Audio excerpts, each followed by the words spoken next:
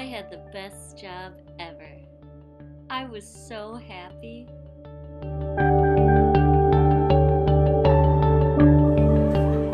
I had great friends. We would have so much fun. People thought I was the life of the party.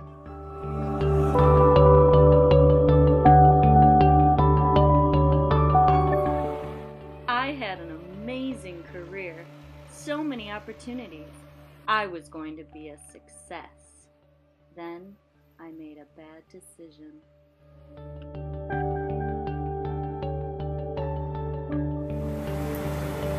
How could I be so stupid to give it all up for this?